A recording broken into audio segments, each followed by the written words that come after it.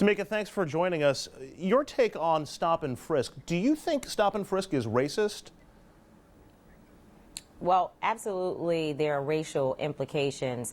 Anytime you have 685,000 plus people being stopped, and 90% of those people being people of color, particularly Black and Latino young people, one has to consider the fact that it is a policy that, although it may have started with good intent, has certainly come down to a racial profiling tactic, and it is something that we certainly have addressed that way. Do you think the program is set up to intentionally act that way, to be a racial profiling program? What would be the motivation for the NYPD or for the city to engage in such a racial activity? Well, I'm not going to say that the city intends for it to be a racial profiling activity, but there are a lot of things that we may not intend to do that turn out that way. So once you see that a policy is not working and it is, in fact, becoming a racial profiling tactic, then there's a responsibility to stop it. I can't try to, tell you what is in the minds of people. My son may get up saying that he intends to do well in school one day, but if he goes to school and does not act properly, then he's only to be held accountable for what happened, not what he may have done, and not what he thought he was going to do in the morning. You and the National Action Network and a number of other people that we've been speaking to over the past couple of weeks say that, it just doesn't work on top of everything else, that the policy doesn't work. What's the proof of that? Is it the number of people who are being stopped and frisked who aren't being arrested or charged with a crime? Well, absolutely. I mean, I think, first of all, you still see that there are guns on the street. And, although, yes, you probably are getting some of the guns off the street, but a lot of what's happening is that communities are being criminalized. People who are not even doing anything wrong, they're not involved in any criminal activity, are being, treated as criminals. And so that does not work. Anytime you are in a community where the members of the community feel that they are afraid of the cops and the robbers, that is certainly not a program that works to make the community feel safe. And it certainly is not encouraging people to feel a relationship with the department that is accessible, where they feel they can go and report the criminal activity. People are feeling that they are nervous. They're locked inside of their homes. They don't know whether they can trust the cops or the people who are the criminals that are running through the streets. So it's definitely not working. And as I said, yes, there are some guns that have been removed from the streets through the Stop and Frisk program, but at the same time, there are lots more out there. And I believe that if there were more programs, if there were more of a focus of the community and the police working together, you would probably be able to do even better than what has been done. But this sort of aggressive, again, racial profiling tactic is certainly not a program that is going to, work and be a widespread long-term solution to violence. So the people who we've talked to who say, you know what, the fact that the NYPD isn't finding guns in these stop and frisks anymore is evidence that the policy may be working, that it's preventing people from bringing a gun out onto the streets. You don't think that argument holds? Well, that is to say that everybody in the community is a criminal, and that all the people who you stopped who did not have a gun, they would have had one if, they didn't think the police were out there. I think that is disrespectful. It's a low hit, for a community of people who most folks are good, hardworking people who are just trying to live lives as best that they can in their communities. And to say that we're all criminals and the only reason why we don't have a gun on any particular day is because we think the police may stop us, and not to say that the community are hardworking people who may just not be carrying guns. So, I certainly think that anyone who says what you just mentioned, Andrew, is very, very disrespectful and has just decided that our community is made up of all criminals. Well, I understand your point of view, and that's certainly not the point that I was trying to make, but there are people who would say, it's not implying that everybody in a community would be carrying a gun, but that if it prevents or makes somebody think twice who might otherwise be carrying a gun, that the program would be successful.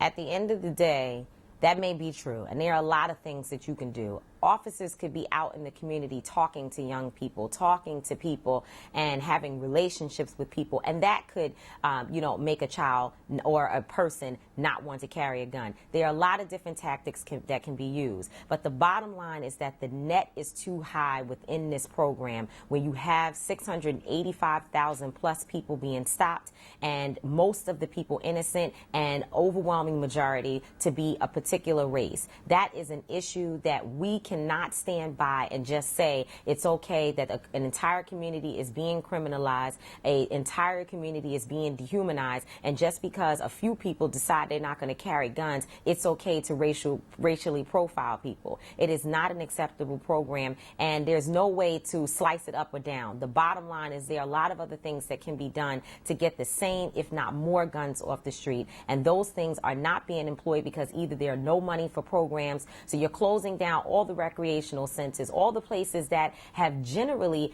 have traditionally been the place where young people go to deal with conflict and to deal with some issues. Those places are closed. A lot of ways the system has failed these young people, yet we go in and decide that aggressive policing and a racial profiling tactic is the way that we are going to solve the ills of the community. That is unacceptable. Tamika, do you think stop and frisk is really all about stopping crime or improving crime numbers, or do you think there's another component to it, perhaps a social component to it? I think that the program, again, started probably with the intention to go in and deal with violence. Again, it has not worked. I cannot sit here and try to say that I know, how people were thinking when they started the program. It would be wrong for me to make any assumptions about something that I do not know. But at the end of the day, today we are looking at the program and it does not work, and it is a program that no matter what the intentions were going in, the outcome is that the program profiles communities. But you had mentioned that you think it acts to criminalize large segments of the population. You've certainly talked to a number of people who have described the rift or the antagonism that would lead towards police. I'm wondering if perhaps that may be an element of it beyond just the strict crime control numbers. I think, Andrew, one of the things you have to look at is the issue of whether or not officers feel they will be held accountable for their actions. When you see all of the different things that have happened, from Sean Bell to the Tamon Robinson case, which is going on right now in Brooklyn, where an officer used an NYPD cruiser to run a young man down and to kill him when they were trying to apprehend him. You look at Ramarley Graham. Thankfully, there was an indictment. But at the end of the day, there is sort of this sense that the department and the police union and others come out and they're, defensive at all costs of these officers. They defend these officers, and there's no one that's saying there is going to be strict accountability put in place if officers go into communities and break rules. And there are a lot of officers, I believe that the commissioner probably has good intentions, wants to really deal with this, Police Commissioner Raymond Kelly, the mayor and others, but when it gets down to the officers who know that they are going to be protected and defended at all costs, you have a very serious issue. So when we talk about, we're going to reissue the racial profiling ban and say that this program cannot be a racial profiling program and that the department would not stand behind that, you have to also put accountability measures in place. Some way of making sure that officers know if they are caught on video or any other way disrespecting people, going into communities, treating people as less than humans, that they will pay. And until that happens, and until that sort of blue wall of silence is broken, you are going to continue to see this sort of, again, criminalizing of communities. So whereas the intention on the top may have been about bringing down violence, you have now, you pass it down to officers who do not always behave in the best interest of the NYPD or the community. Do you think stop and frisk is contributing to that behavior or encouraging that behavior, or do you think that stop and frisk itself is part of that behavior? I think that any program that people do not understand or recognize that it gives license for officers, good, bad, or indifferent, and particularly bad officers, to go into communities and look at people as suspects before citizens is a bad program. That and what lends to the issue is more so is the posture of the city and the police department, that we will not deal with this program. We will make small changes. We will talk about reform, but we will not end the practice until we can find something that serves the community best. And so long as you have that posture, so long as you have people who are not willing to deal with the issue that the community is raising in terms of the racial profiling issue, you are going to continue to see it not only be a tactic that hurts the community, but it is going to get worse. And I think that nothing more than the Ramarley Graham incident in the Bronx shows you that stop and frisk can go wild. That is a case of stop and frisk gone wild, where these officers ran into this young man's house and killed him because they seemed to me that they were pursuing an animal and not a human being. Tamika, you talked about other options that police have. You mentioned community policing and other programs that you would like to see, obviously, in place of stop and frisk. A lot of people may hear that and think back to, the days before, let's say, Giuliani, or the days before stop and frisk, when crime was a major concern in the city, and that seemed to be more of the approach. What do you say to people who are afraid that eliminating stop and frisk would slide the city back into high crime rates? Well, Andrew, my son, as I mentioned him before, 13 years old, his father has been dead since he was 2 years old. He was shot and killed. Believe me, I'm one of a strong advocate for getting guns off the street. Every time I hear about a gun or someone being shot, it hurts me in a place that is really deep and personal. This organization, National Action Network, and our president and founder, Reverend Al Sharpton, have worked with the city and continue to work within communities on bringing down crime. So there's no one that is saying that we think that, it is okay for people to just run rampant in communities and terrorize communities. We understand the issue of violence. What we're saying is that at the end of the day, there must be another way aside from profiling people who are not criminals. There are young people who are walking through the streets of this city who are afraid of police officers, and that is not an effective program.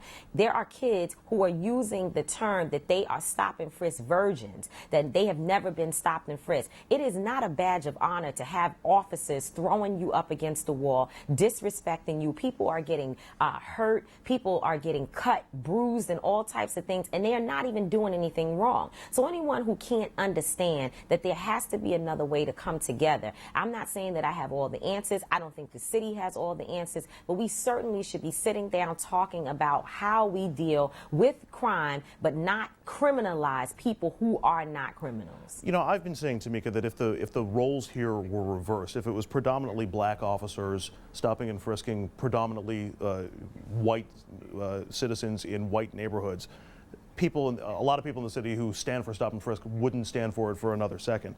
Why do you think there's a disconnect in this case with the way it is in practice on the streets?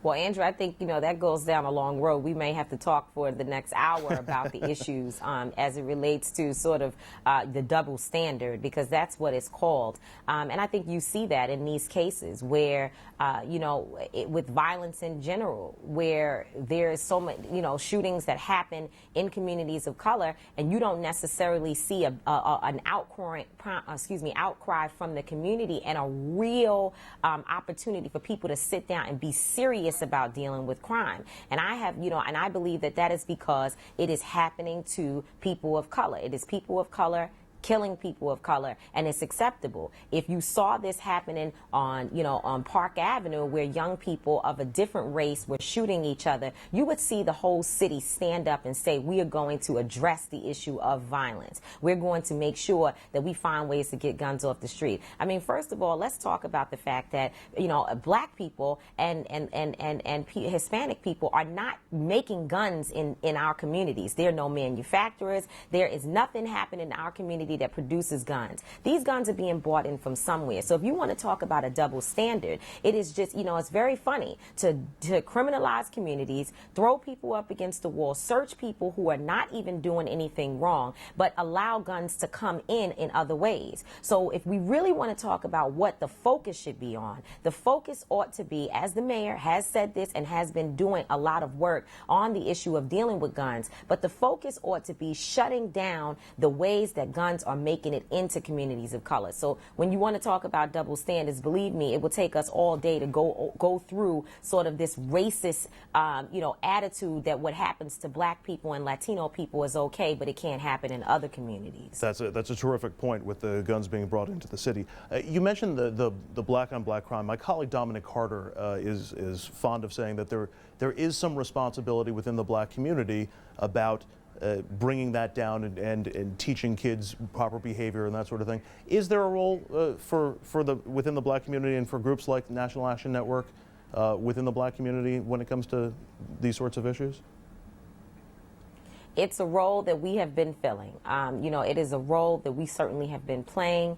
We have been out on the streets. I'm involved in, countless task force, countless different groups that I've been working with, to deal with the issue of combating violence. It is an issue that I have particularly been a champion for in the Harlem community and all over the city of New York. And so definitely, there is definitely a responsibility for the community to deal with the issues that we are dealing with, our ills within our community. And I certainly think that when, you see violence happening in communities, it certainly opens the door for stop and frisk programs and other type of tactics that don't necessarily work to be introduced into our community, because we definitely need to deal with violence. We need to deal with it. But there are lots of other issues that are plaguing communities of color that lend itself to this sort of violent behavior. People don't have jobs. People are undereducated.